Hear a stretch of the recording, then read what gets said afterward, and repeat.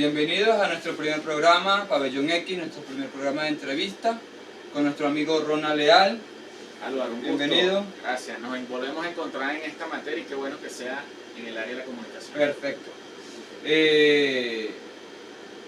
Dos preguntas, tres preguntas solamente para calentar. ¿A qué equipo le vas en el Mundial? No soy muy amante del Mundial, pero siempre apostando a uno de los países latinoamericanos.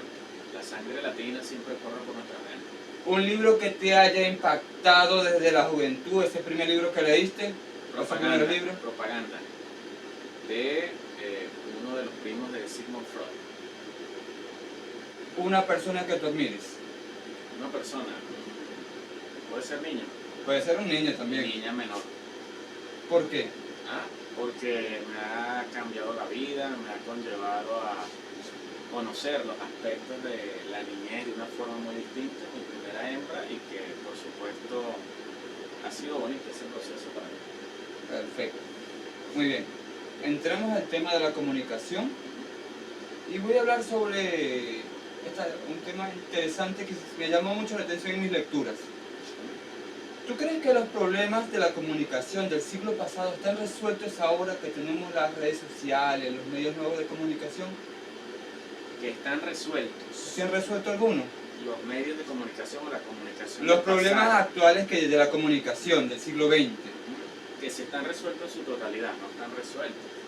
Porque vivimos en un proceso, digamos, de saturación informativa. Hoy en día no se hablan de medios de comunicación tradicionales, sino que se habla de una ecología de medios. Es decir, tenemos el teléfono celular, tenemos las redes sociales, ya no tenemos, lo que respecta a Barinas, medios impresos regionales, llegan una vez a la semana medios impresos de carácter nacional, y ese proceso de medios digitales, esa convivencia con los medios tradicionales, llámese radio, llámese televisión, llámese prensa escrita, llámese cine, hoy en día han mutado y nos han conllevado simplemente a administrar nuestro proceso de comunicación a través de estos aparaticos digitales. ¿Y a qué ha conllevado eso? A que eso haya afectado el proceso de comunicación como el que estamos haciendo, pues estamos entablando nosotros en este momento.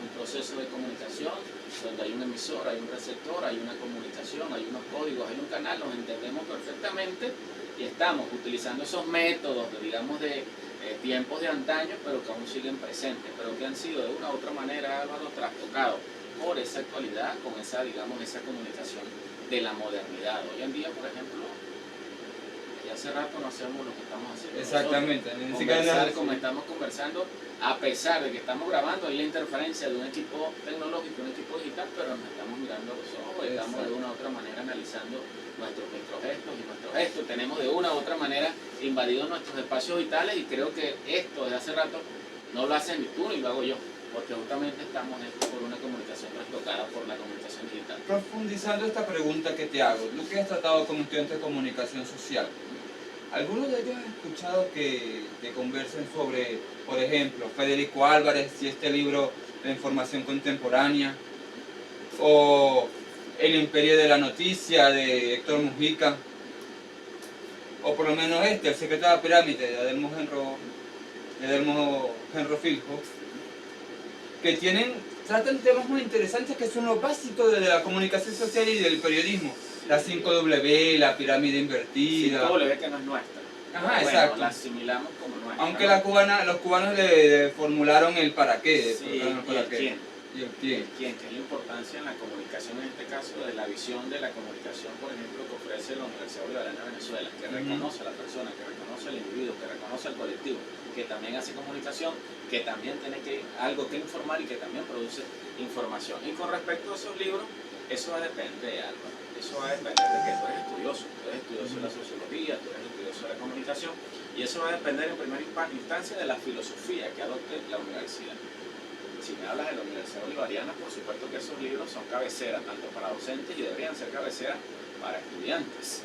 Pero si me hablas de otra universidad donde se esté dictando comunicación, por ejemplo, una universidad privada, el caso de la Universidad de Santa María, va a depender también no de la filosofía de la universidad, sino de la filosofía que tenga el docente y la importancia que le dé el docente a la comunicación, para que, por ejemplo, te cite estos autores que tienen una visión, que tienen una formación filosófica, que tienen una formación comunicacional, que tienen un enfoque metodológico pragmático, formativo, ontológico, etcétera, etcétera, sobre la comunicación y que trascienden a esa comunicación tradicional y que se convierte a otro aspecto de la comunicación, que es la comunicación política. Y posterior a la comunicación política viene la comunicación ideológica. Por eso digo, es una corriente.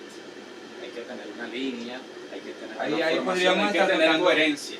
Ahí en esa comunicación política, comunicación ideológica, podríamos estar hablando de una comunicación dirigida, un mensaje dirigido a un público con un tema. Sí, claro que sí, como lo que estamos haciendo nosotros en este momento, que en este caso quien está dirigiendo esa comunicación eres tú. Tú eres el entrevistador, yo soy el entrevistado, pero dependiendo cómo se vaya dando la dinámica, podemos cambiar de rol. Es decir, yo paso a ser entrevistador y tú pasas a ser entrevistado. Claro, y tú decides la línea que le vas a dar a Proyecto X. A Pabellón X. Pabellón X, tú con pabellón, con factor, con proyecto, a factor, Pabellón X. A Pabellón X la línea. Tú eres estudioso, insisto, eres estudioso de la comunicación, eres estudioso de la sociología. Tú vas a definir con tu esposa, que sí que te está apoyando, y con el equipo que tú tengas detrás de este proyecto comunicacional, que te felicito, vas a generar lo que nosotros conocemos con la línea editorial del Pabellón X. Yo te pregunté anoche, cuando me contactaste, anoche te volví a escribir, esta mañana te volví a escribir, dime de qué vamos a hablar, y dime, porque yo también quiero hablar de algo.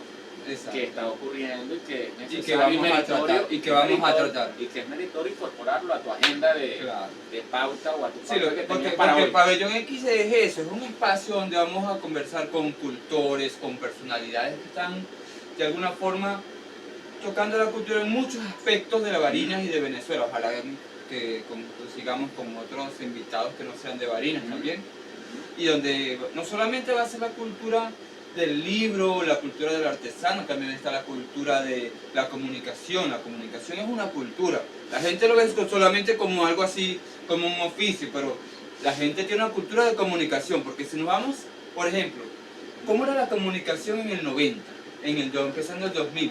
¿Cuáles eran los medios más usados que la gente tenía más costumbre de usar? Bueno, en esa época yo estaba niño, pero recuerdo que en mi casa mi mamá tenía un radio analógico, y en Barinas, me refiero a Barinas, había una cultura de escuchar radio 1400, y algo que me quedó a mí, los domingos, por ejemplo, radio 1400 a las 7 o 8 de la noche era música romántica, era música, digamos, de los 80, de esa generación, de esa época, y que posteriormente, bueno, con el nacimiento, que ya estaba establecido la televisión, que ya estaban establecidos los medios impresos, fueron agarrando fuerza. Pero en los 90, la gran penetración con el, valga el término, porque no me falta el que diga que es un chinazo, del espectro radioeléctrico a través de la radio, era muy importante. La televisión fue ocupando los periódicos. La televisión fue ocupando sus espacios y sus públicos. Recuerda que aquí hablamos de comunicación y venimos hablando de desarrollo de la comunicación, y el aspecto social y económico es fundamental. Exacto. Hay personas que tenían en sus casas en esa época televisores en blanco y negro, como había en otras casas que tenían televisores. Yo recuerdo que en mi casa había uno, que yo tenía que cambiar con la mano. Con la mano. Y era un alicate. Era un alicate que me lo ponía. Venimos de esa generación. Sí. Y creo que nosotros somos del VHS. ¿Te acuerdas del VHS? Claro, somos de esa generación que de una u otra manera... No llegamos al Betamax. Betamax fue mucho antes que nosotros, pero sí el VHS. Sí, pero somos una generación, porque lo he visto también como estudioso de la comunicación, lo he visto que somos una generación que nacimos en una época disruptiva. ¿Por qué nacimos en una época disruptiva? Porque aún estábamos pasando de esa comunicación analógica, estábamos dándole las entradas a los medios, digamos radio, televisión, pero viene ese proceso disruptivo que es la comunicación digital, que es la tecnología, que es lo que se conoce como la internet o el internet. Algo que yo no domino muy bien todavía. De hecho para algunos procedimientos mi esposa me tiene que ayudar porque yo no lo puedo hacer. Sí. Pedir una cita en un banco, no, yo no lo hago. Sí, pero bueno, eso ya es otro tema, otro aspecto, porque entramos en este caso al mundo financiero y sabemos de dónde viene, el origen, la intención, y bueno, es otro tema de análisis. Pero te digo que el tema de la comunicación, sí, porque por ejemplo Alvin Toffler, por allá en el año, sí, en la época 70, 80, él hablaba de las olas de la comunicación, pero él hablaba de justamente ese proceso disruptivo de comunicación, ¿no? De cómo veníamos nosotros, hablo del mundo, digamos de un proceso agrario, pasamos a un proceso industrial, entramos en un proceso de de comunicación. Hoy en día se habla de la sociedad del conocimiento, de la sociedad de la información. Es decir, es imparable el tema de la información, es imparable el avance de la tecnología. Yo se lo he dicho, mi grupo de estudiantes, sea de pregrado o de posgrado, sea maestría o doctorado. Nosotros somos nadie ante la sociedad de la información y la sociedad de la comunicación. Y cuando digo somos nadie, no precisamente me estoy refiriendo a lo que plantea Galeano cuando habla de los nadie, aunque yo soy parte de eso también, de lo que plantea Galeano. Somos. Me refiero al poderío, a lo que hay detrás de ese poderío económico, social, político, industrial, comunicacional, ante quienes estamos de una u otra manera combatiendo esos efectos de la comunicación digital. Pero sí somos algunas personas, sí somos algunos individuos, sí somos algunos colectivos que podemos dar luces para problematizar primeramente esa situación, para caracterizarle a las nuevas generaciones de dónde venimos, claro, dónde estamos y hacia dónde podemos ir con el tema de la comunicación. Yo tengo muy presente, por ejemplo, lo de mi hija. Supongo que tú tienes muy presente. No, con mis hijos, no, adictos a la pantalla, uno no sabe que a veces ni cómo quitársela. Y ahí está la comunicación, porque vienen otros factores que los vamos a hablar más adelante, ¿no? Que es el tema de digamos, del impacto negativo que ha tenido la tecnología, los avances de la comunicación en los niños, niñas y adolescentes, que es la generación más futura, más inmediata que tenemos para el desarrollo del Estado, Barinas y del país. De Venezuela. Una pregunta, el periódico que ha desaparecido en Barinas, ¿por qué crees que hasta en los consejos, en las comunas, que siempre se hacen propuestas de proyectos, no se ha propuesto un periódico comunal? Pero un periódico comunal impreso. Impreso. Yo creo, volver a lo impreso. Yo creo, bueno, de creer no. Y ya va. Y el periodismo escrito. ¿Por qué el periodismo escrito crees que todavía está vigente? ¿Todavía la gente lee las noticias? Pero sí, insisto, yo puedo hacer periodismo escrito de la visión digital. Yo puedo hacer periodismo escrito de la visión impresa.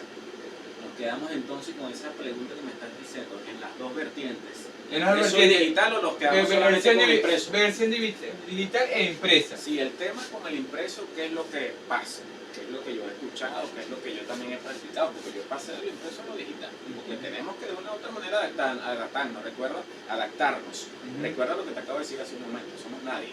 Ante esa sociedad de la información y la sociedad de la comunicación, pero somos personas, somos colectivos, podemos hacer algo para tratar de dar luces y cambiar lo que nosotros consideramos que debe ser cambiado ante esta situación que se ha presentado con el tema del avance de la comunicación y la información. Lo que yo he escuchado con el tema de la producción en este caso, de periódicos en las organizaciones sociales y populares, por ejemplo, sea Consejo Comunal, comunas, etc., es el tema del costo. Para yo producir un periódico impreso, ponle que sea, tú tienes experiencia con periódicos impresos, yo tengo experiencia con periódicos impresos, sí. Ponle que sea hasta una revista digital. Sí, ponle que sea un periódico de 10 páginas, ponle que sea un periódico de 10 caras, pues necesito 5 hojas, por lo menos. 5 hojas. ¿Qué color van a tener esas hojas? ¿La impresión va a ser blanco y negro o va a ser color? Pero si es blanco y negro, necesito toner, necesito tinta, y además, ¿dónde está el editor? Además, ¿dónde está el corrector? Además, ¿dónde está el grupo de personas que es el que me va a cubrir las fuentes que yo vaya a cubrir, bien sea sociales, política, poder popular, economía, opinión? ¿Me explico? O sea, necesitas un equipo, digamos, interdisciplinario, pero también necesitas editores, necesitas fotógrafos, necesitas correctores, es decir, personas que te manejen el elemento de la comunicación, y necesitas toda una parafernalia para producir un periódico, bien sea semanal, quincenal o mensual, y necesitas recursos económicos. Además de necesitar personas, necesitas recursos económicos. Me voy para lo digital.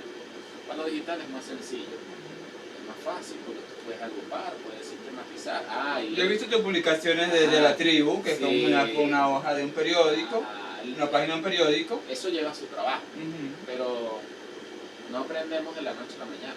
Y como dice Paulo Freire, en la práctica, o lo mejor aprendiendo justamente en la práctica, aprendemos haciendo.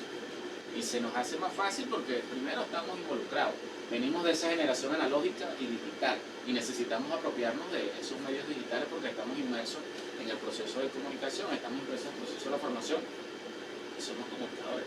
Y somos una voz, queramos o no, somos una voz, digamos, una voz importante, interesante, una voz que tiene de una u otra manera sus características y su peso en la comunicación en Barinas, por ejemplo. No me voy a ir a otras instancias, pero en Barinas, pues, porque nuestra formación académica, nuestro accionar comunicacional, hemos dado cobertura a la fuente política, hemos dado cobertura a la fuente popular, a la fuente cultural, a la fuente académica, y estamos inmersos, seguimos inmersos, quizás no como queremos, que queremos ser kinestésicos, queremos tener el periódico en la mano, queremos hojearlo, queremos olfatearlo. Ojalá vuelva el periódico en físico, porque mira, tenemos una generación de estudiantes de comunicación social que nunca ha leído un periódico en físico. En físico, no lo han visto. Eso es algo increíble, algo que para uno era tan común salir a la esquina y comprarlo. Aprovecho y hacer la mención porque es una referencia en Barinas también, que es por Marquesa, y en la Señora Mitalia, diagonal a la Plaza Bolívar. Los miércoles, jueves o viernes llegan los periódicos nacionales, pero ya con una cobertura semanal. Pero si quieren hojear periódicos, quieren sentir lo que se siente hojear y leer un periódico impreso, los nacionales llegan miércoles, jueves o viernes, que es por Martínez. Y ojalá vuelva al Correo del Orinoco, que por ahí hay una publicidad de que va a volver a sacar impreso. Eso es una política comunicacional en este caso de quienes están enfrente al gobierno. Ojalá llegue a Barinas, ojalá. Porque ya hablamos de la comunicación política, de la comunicación institucional y también de la comunicación ideológica. Sobre este tema, sobre la letra escrita, la palabra escrita, el valor de la palabra escrita, porque a veces vemos el valor de la palabra escrita en la comunicación social, en el periodismo, en el ejercicio del periodismo, porque a veces vemos muchos videos en las redes sociales y nos agobian tantos videos y tú le das y más videos y más videos y más información.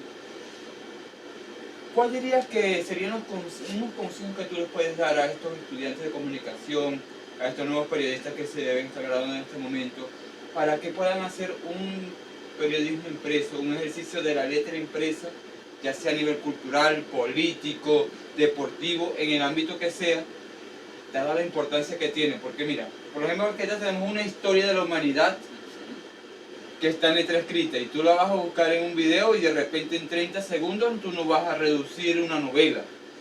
De hecho, para el cine le cuesta colocar una novela en 1 hora y media de Ese cine. es otro tema que estoy a tu disposición de hacer otro programa y que hablemos única y exclusivamente de eso, porque es el tema de la inmediatez, porque la comunicación digital nos ha llevado a la inmediatez, nos ha llevado al consumo rápido, nos ha llevado a que ese scroll infinito, seguimos enganchados y enganchadas al scroll infinito. Y por ejemplo, el scroll infinito como la inmediatez tiene su intención, que es el reduccionismo.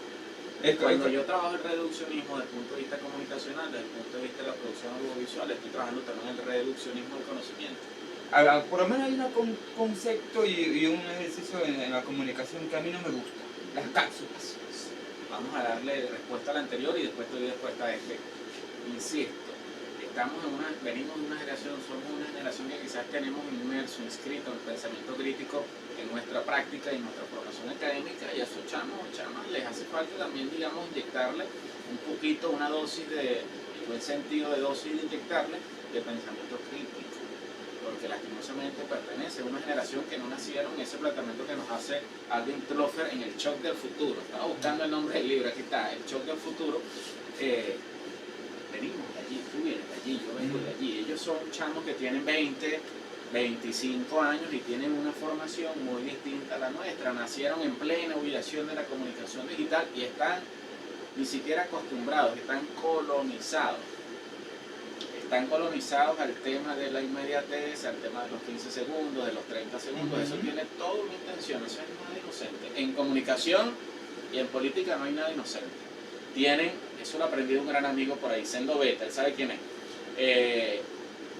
El tema de la inmediatez nos busca persuadir y controlar a nosotros. Digo nosotros, aquí hay 20, 25, 30, 35, casi 40 años. Pero los niños tuyos, los hijos tuyos, la hija mía, a veces da miedo, eso da miedo. Tú lo que dijiste ahorita, no, que uno se queda, que ese es el scroll infinito. El scroll infinito que fue diseñado por Hassan Raskin, uno de los principales cerebros de la creación de las redes sociales, de los medios de comunicación, de la comunicación digital, de los proyectos que tienen que ver con el avance de la globalización y también del tema de la Big Data, por ejemplo, que hoy en día se arrepiente porque ya hay una posición crítica de él, que su intención cuando decidió crear el scroll infinito era justamente para posicionar marcas, empresas, etcétera, para vender publicidad. Hoy en día eso trastocó y pasó a convertirse en una herramienta que ha alterado la formación, que ha alterado el lenguaje, que ha alterado el comportamiento en niños, niñas, adolescentes y en personas adultas. De hecho, ha creado una generación que un poeta llamó generación de los párpados caídos, que es esta generación que está todo el tiempo con el teléfono aquí así. De los párpados, de la cabeza, del cuello, que eso trae sus consecuencias médicas. Y no solo niños, tú puedes ver desde niños, desde veinteañeros hasta ancianos, que están a las 10 de la noche, están escuchando los TikTok de telenovela. Los que me conocen y me han visto en las formaciones, en los encuentros, en los conversatorios, en la socialización del conocimiento, en la problematización del conocimiento para... Nosotros estamos problematizando el conocimiento en este momento. Saben muy bien que yo les he hablado y les he planteado el scroll infinito. Bueno, que han hablado, por ejemplo, y una de las cosas que yo saco como elemento para explicar la función del scroll infinito es con las frutinovelas. Por ejemplo, frutinovelas que hoy en día con investigaciones que ha realizado el Cuerpo de Investigaciones Científicas, Penales y Criminalísticas, CICPC a nivel nacional, han dado como resultado que ese tema, esa producción de frutinovelas, que fue creado por un latino, creo que fue un peruano, si no me equivoco, un ecuatoriano, han elevado los casos de, en este caso, los casos de divorcios, de infidelidades y de comportamientos en jóvenes y en adolescentes que no les corresponde. Ayer me mostraron un videito tener ese comportamiento. Muy parecido y pasa eso que tú estás haciendo justamente, que la gente nos reímos, normalizamos y ajá, no, ya va, eso está ocurriendo. No estamos dando no estamos colocando el punto en la I como debe ser. Es que los medios digitales han hecho tan común los sucesos terribles de la humanidad. Eso es un tema interesante. Han hecho terribles los sucesos terribles de la humanidad, como el caso de Palestina, como las hambrunas en países africanos o en algunos otros países del mundo. En los propios Estados Unidos. En los propios Estados Unidos, como la gente vive en la calle y se inyecta fentanilo y queda como zombies. Y lo ven como algo normal de la humanidad, algo normal de la vida. Se normaliza lo terrible de la humanidad. ¿Qué pasa cuando normalizamos algo? Lo aceptamos. Por ejemplo, que va a ser siempre así. Por ejemplo, lo que yo no quiero y quiero que lo toquemos ahorita o más adelante. Estamos aquí, ya llevamos 22 minutos. Ya vamos a cerrar con esta pregunta. Cerramos. Ajá. No, porque no quiero. Cerramos esta parte de comunicación. No quiero que normalicemos el tema del suicidio, no quiero que lo normalicemos. Hay que problematizar esa realidad. Mientras tú respondes esta pregunta, mi esposa nos va a pasar unas gelatinas que nos patrocinó. Está bien. Santiago y Gael Inversiones. Iba a preguntar por la gelatina, porque quería comer gelatina. Con leche condensada. Exactamente. Con leche condensada o sin leche condensada. Como la venda, ¿qué dice aquí? Con leche condensada, ¿no? Con leche condensada sale mejor, ¿verdad? Vamos. Mira, gelatinéate. La cuenta de Instagram es así, ¿no? Gelatinéate. Sí. Ese es un logo que me hizo mi señora esposa para el negocio. ¿Pero tienes una cuenta en Instagram o no? Si no sí, tenemos. Subimos videos que compartimos. Bueno, vamos a probar la gelatina. Venían con el tema de la gelatina. Gracias, Romari. Romari está ahí, lo que pasa es que está fuera del cuadro. Pero es parte del equipo de producción. Es parte del equipo. Bueno. Estamos en vivo, dale con la pregunta. Esto es sobre dos personajes que ejercieron el periodismo en el siglo XVIII. En el siglo XIX. Y que dime cuál te gusta, para que tú me digas cuál te gusta más, y con eso entramos ya al tema de la tribu, que de tu proyecto de la tribu, que quiero que me hables de él. José Martí, Andrés Bello. Tengo que escoger uno de los dos. Y decir por cuál te gusta más de los dos, que ejercieron el periodismo en ese momento, que era un periodismo más libre. Yo escogería los dos, pero bueno, siempre uno tiene que decidir, ¿no? Es que puedo ser objeto de juicio entonces, porque me pones a bailar pegado. Martí, por supuesto, además de la... Rica la gelatina, rica. Sí, pasa la prueba, excelente. Busquen en Instagram, gelatinéate. Martí, por supuesto, no hay que perder de vista lo que yo te planteaba al inicio. Cómo a través del conocimiento plasmado, a través de la poesía, a través del periodismo, a través de la narración política, dirigió un proceso político en su país. En este caso, Cuba. Y Andrés Bello, conocido como nuestro padre de las letras, conocido Correcto. como esa persona que sigue siendo de una u otra manera referencia ¿Sabes un dato de Andrés Bello que casi nadie para conoce? nuestra generación y para las generaciones que están creciendo. Un dato que casi nadie conoce de Andrés Bello. Fue el único prócer en nuestra independencia, el único, que pudo criar a todos sus hijos. Imagínate, es un Y dato solo, interesante. viudo.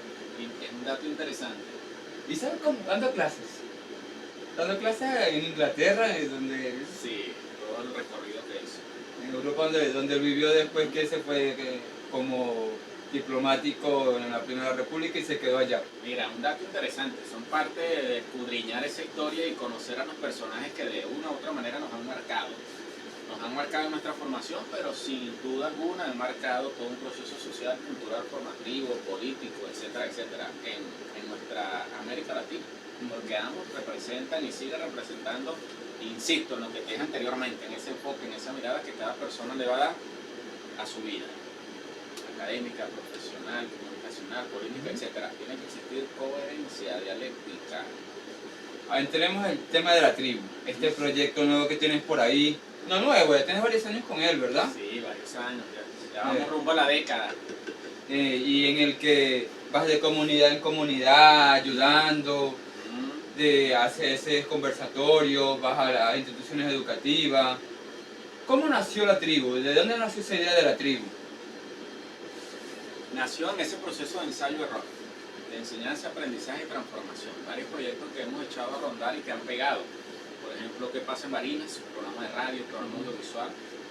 Ha pegado, pero en sí la tribu yo la identifico desde el punto de vista del marketing, de la publicidad, el nombre que le quieras dar, la sección que le quieras dar, es la marca. La tribu andamos por ahí. Muchas personas cuando me ven para tribu o me dicen andamos por ahí, de una u otra manera uno ya ha pegado la marca que se ha convertido en un símbolo barinés, hace parte. Aquí no es tema de arrogancia ni nada, sino que es parte de lo que hemos logrado con el tema de la comunicación. Y que la tribu es emprendimiento, la tribu es comunicación, la tribu es cultura, la tribu es sociedad, la tribu es psicología, la tribu es academia, la tribu es todo un cúmulo de disciplinas, de actividades que hacemos para complementar las acciones que nos corresponden hacer y que, como nos conocen, una de las áreas en aspectos en el aspecto de la comunicación que hemos trabajado fuertemente es el área comunicacional y es la gestión de gobierno. Sí. Pero hoy en día estamos en una nueva formación, una nueva mirada que se complementa con la comunicación, que en este caso es la psicología. Pero la tribu nació con eso, ¿no? Nació con la intención de un nombre, de un sello, Una un marca. sello que diferencie de los demás en esa ecología de medios que yo te planteaba. Ajá. Los medios digitales con los medios tradicionales, logre diferenciarse en algo y siempre nos vamos a diferenciar. Claro, claro, porque, por ejemplo, cada proyecto que yo he visto que has emprendido y que hemos emprendido tiene como su marca, tiene su estilo y deja su huella. Cada uno deja su huella. Yo me acuerdo de tus columnas en el diario De los llanos. en el diario de los Llanos. De hecho, tú me diste el correo para Claro. poder enviar mis primeras columnas. Y cuando eso el diario salía impreso. Ujú. Hace años, estamos hablando del 2026, estamos hablando de hace 13, 15 años aproximadamente. Tengo mis artículos guardados allá del periódico. Yo también los tengo por ahí guardados Ve la algunos. fecha para que Yo veas tengo la guardados fecha. algunos. Sí. Sé que te publicaron un libro con los artículos. Sí, un libro en la UNEYES, que es justamente una compilación de artículos que no solamente fueron publicados en el diario Los Llanos, sino en otros medios nacionales, portales web, y que, digamos, son creaciones, son aportes que uno hace y que uno tiene que tener también, porque si uno hace cosas, pero ¿cuál es el resultado de esas cosas que estás haciendo en cuanto al tema de la comunicación? Para hacer esto que estamos haciendo y cualquier otro aspecto de nuestra vida diaria, Álvaro y Rosmary, tenemos que tener pasión, tiene que gustar. Sin pasión y sin gustarnos, esas gelatinas quedarían feas. Esas gelatinas tan buenas porque hay pasión, porque hay amor, porque creen en el proyecto. Volvamos a la tribu. ¿Cuánta gente trabaja en la tribu? ¿Cuánta gente te ayuda con esta marca, con estos proyectos, con estas actividades? Mira, no tengo cuantificado, pero son varias personas que me ayudan directa e indirectamente. Directamente, aquellas personas que me ayudan a multiplicar mis escritos, mis artículos, mis producciones, mis videos, etcétera, etcétera, en sus portales. Es decir, establecemos networking, vamos a hablar de marketing y de publicidad, somos comunicadores. Mire, Networking es la en ese alianza, término, networking es la no, alianza. hay que decirlo, yo en esos términos soy un ignorante. A mí me gusta hacer estos videos, me gusta compartir. Pero igual formamos. Networking es esa alianza que hacemos. Por supuesto, aquí no vamos a tomar fotos, aquí vamos a hacer otros videos. Yo te lo dije al inicio, vamos a hacer otros videos porque yo quiero publicar videos como La Tribu. Claro. Tú vas a publicar tu video como Pabellón X. En la Tinea te tiene que enviarme a mí una fotico o algo donde esté para yo hacer eso es networking. Una ayuda, un equipo, cada quien desde una visión comunicacional, emprendedora, pero nos apoyamos. Ese Correcto. networking yo lo aplico con otros portales web, con otros medios que tienen su línea editorial, que tienen sus colores, que tienen sus gamas de colores, etcétera, etcétera. Pero también está la otra persona, que es la que te da esa palmada, sí, que te ese ánimo, estás haciendo sigue. sigue, pásame, yo publico en mi estado, pásame, yo comparto, pásame, yo le informo a que, mira, necesitamos, no sé, que nos dé una formación breve sobre redacción, por ejemplo, allá va La Tribu. Que necesitamos que nos dé, por ejemplo, una formación, un acompañamiento en tema de fotografía, video, uno colabora y uno hace ese aporte. Y está la persona también que no te aporta, no te apoya y que te critique, que son necesarios también, porque alguien nos dijo, si no me equivoco fue Bolívar, preocúpate cuando no estén hablando de ti. Sí. Cuando hablen bien de ti tus enemigos, ahí es lo malo. Sí, pero bueno, eso es parte de la dinámica. Lo dice Thom Van Dyck, que es uno de los autores referentes en mi trabajo doctoral. La comunicación es como ese campo minado. Usted no sabe dónde va a pisar y usted no sabe si en esa pisada que va a dar es para mina. Así es la comunicación, es un campo minado de relaciones de poder. Aquí mezclo a Van Dyck con Foucault, cuando Foucault nos habla del establecimiento de las relaciones de poder. El poder funciona en red. ¿Y por qué si nosotros queremos que Pabellón X sea una red, sea un poder comunicacional marino, vamos a trabajar en red? Y fácilmente podemos posicionar Pabellón X. Un ejemplo de cómo el networking, cómo las alianzas, cómo las estratégicas, cómo la comunicación y los factores, los impactos, las reacciones que genera la conducta y comportamiento que genera la comunicación nos puede fortalecer nuestro proyecto, como también nos puede acarrear consecuencias negativas con eso. Una última pregunta para cerrar con La Tribu y entramos al tercer tema de la entrevista.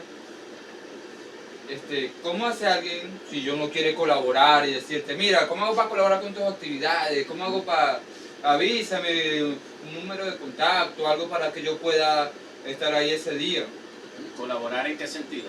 En lo que sea, así sea llevando el cafecito hecho en un termo. Lo podemos incorporar a la formación, quiere dar un tema, por ejemplo, no sé, quiere enseñar a una comunidad cómo hacer gelatina, fino, ¿me explico?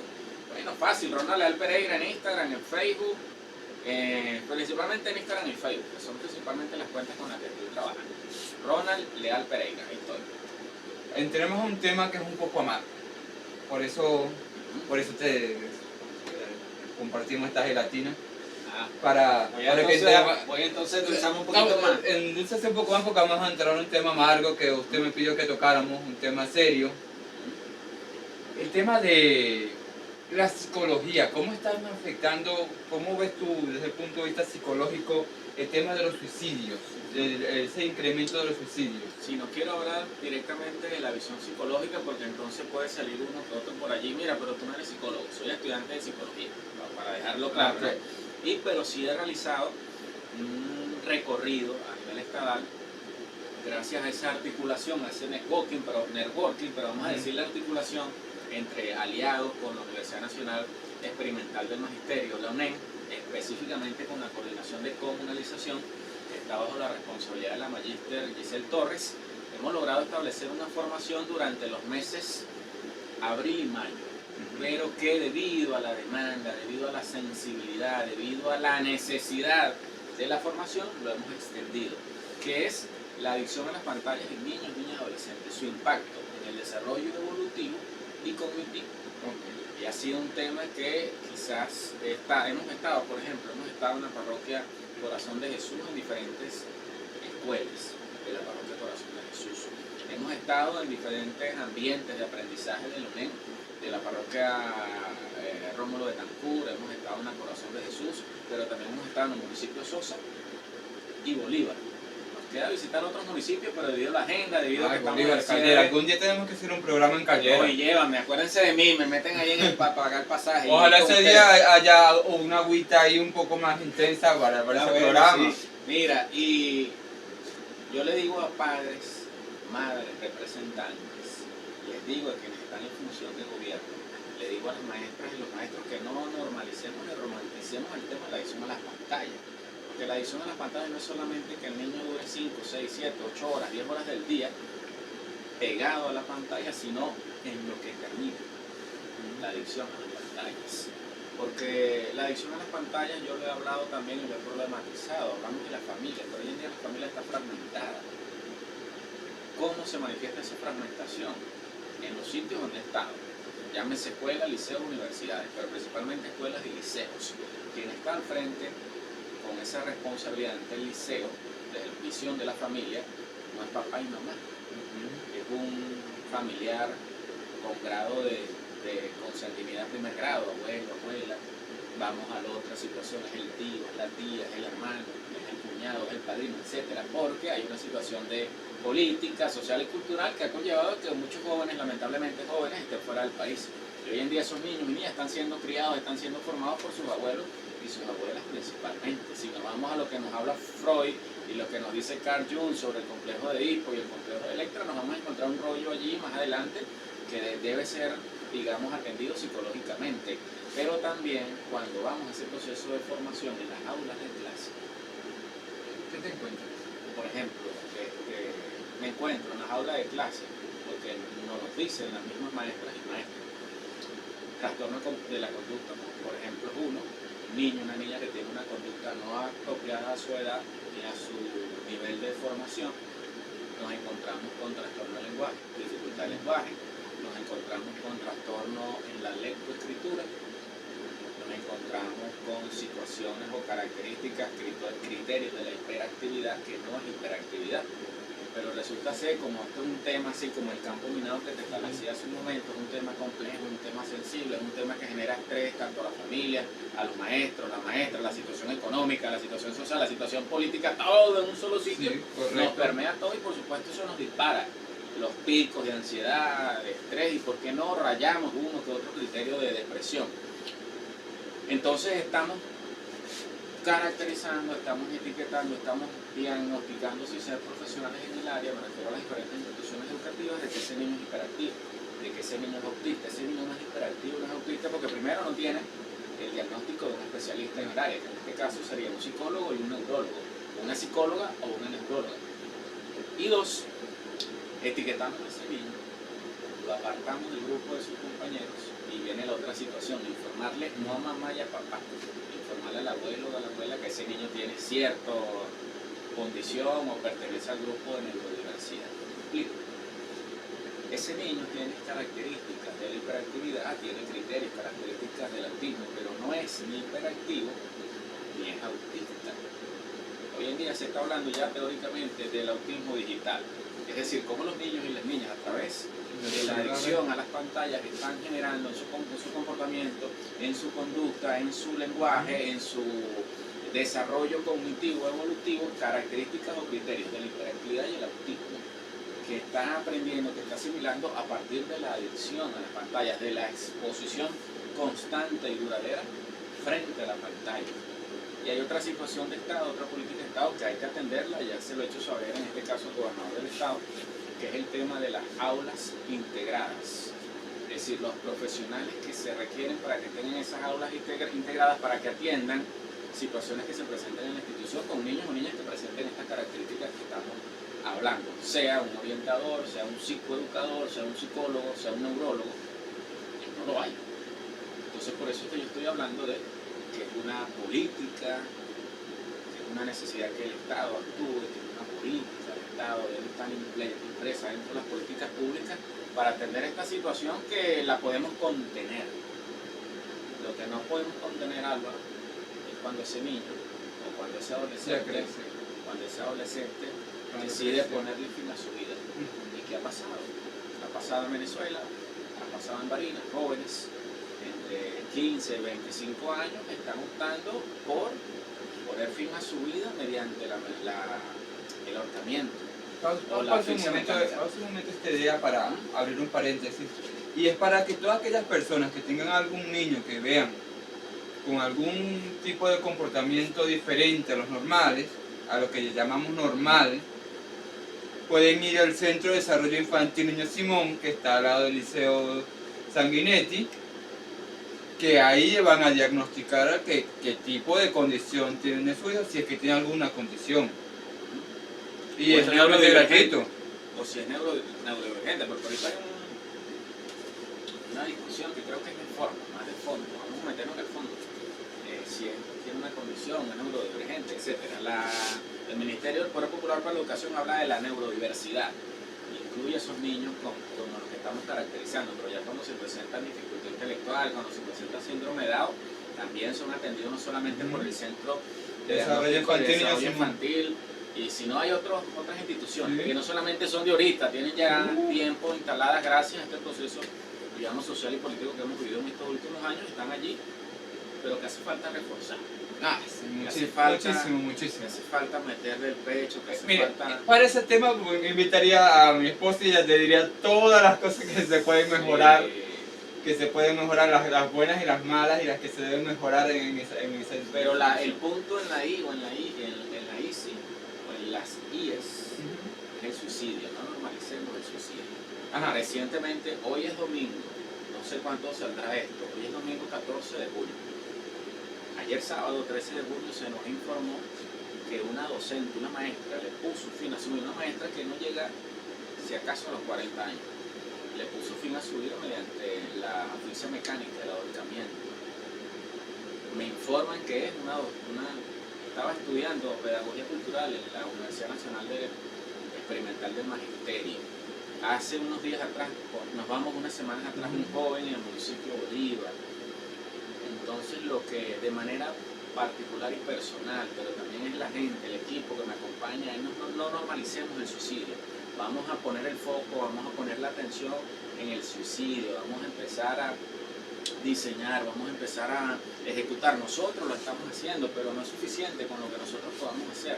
Necesitamos equipos multidisciplinarios e interdisciplinarios para atender esta situación, que no solamente es de prevención, también es de asistencia. Necesitamos asistir la gente que esté pasando, que esté atravesando por diferentes picos, bien sea de ansiedad, de estrés o de depresión. Necesitamos darles respuesta para evitar que estas situaciones, que estos aspectos del suicidio, por ejemplo, se sigan elevando en Barinas y que estemos ubicándonos en el primer estado o el estado que aparece en zona roja en temas de los suicidios, compartiendo esta situación con el estado Mérida.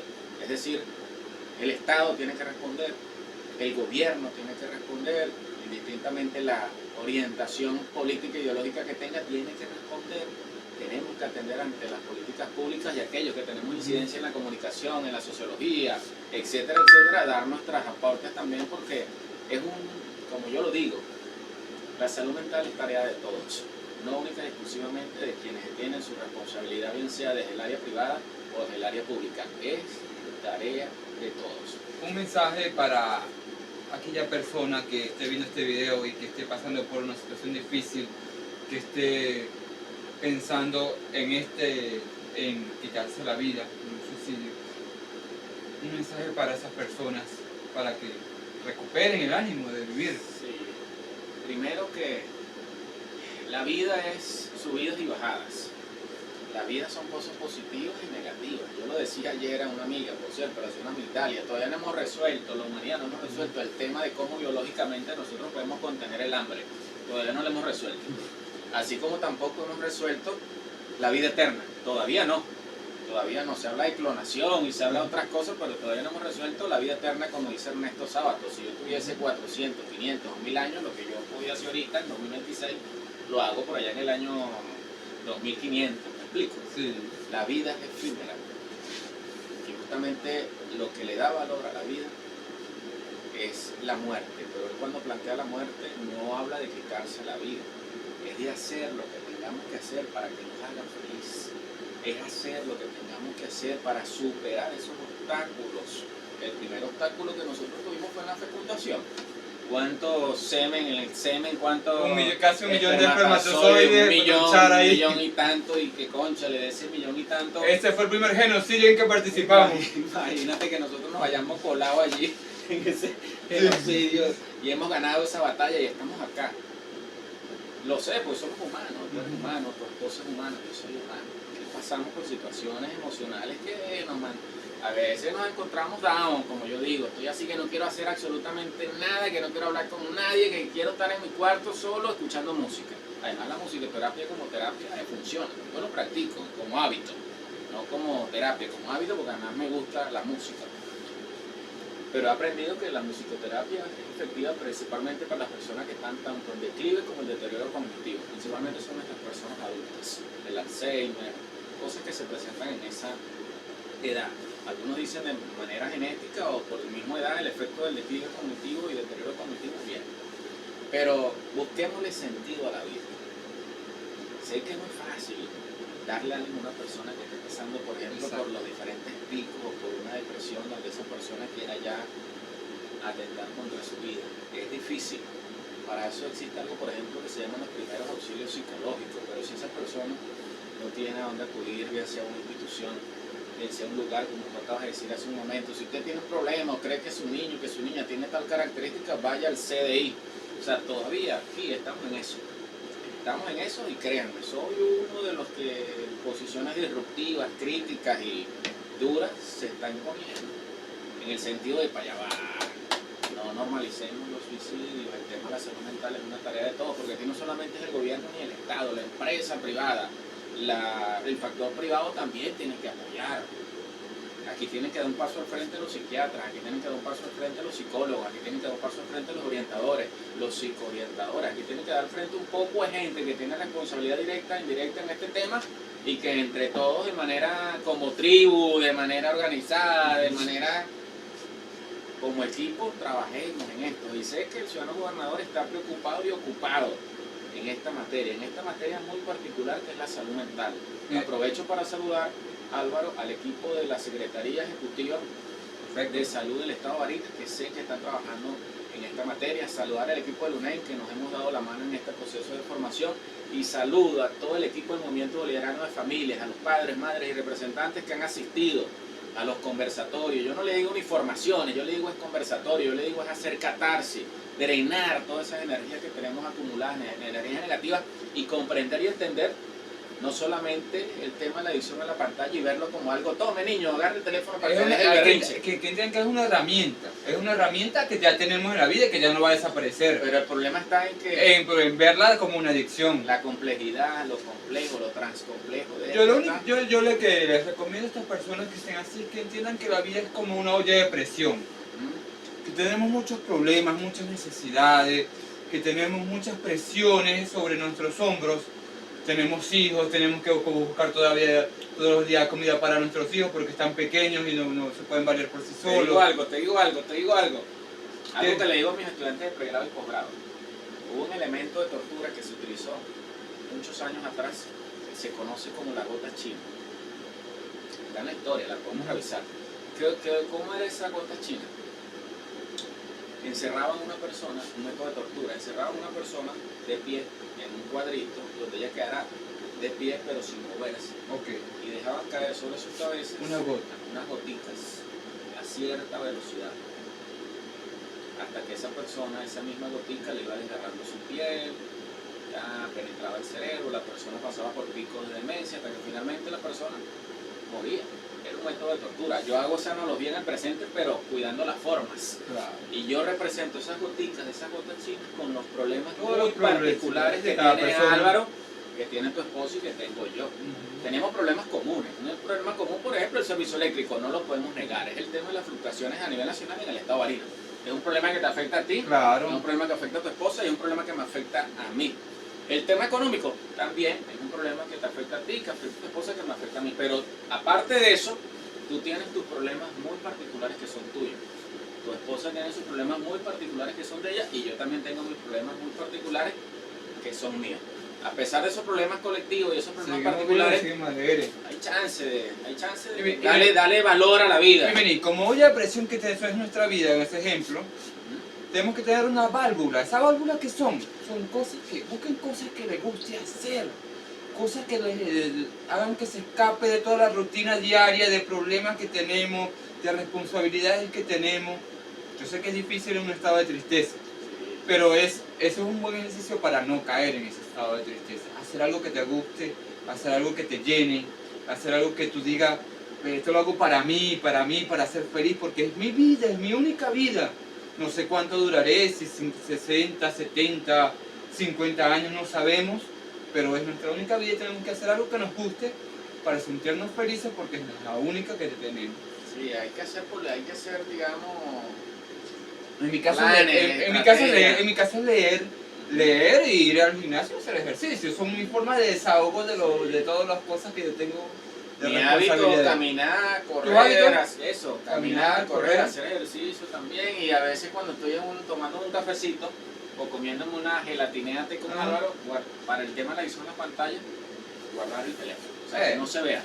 Que no se vea porque es un factor de distracción, es un estímulo que está allí, vamos a estar ansiosos por ver la luz. Esta conversa estuvo tan buena que pasaste el tiempo estipulado que teníamos, Sí. por 20 minutos, imagínense. Y faltaron cosas, Bueno, faltaron cosas, pero para una próxima invitación a nuestro amigo Ronald, muchas gracias por venir.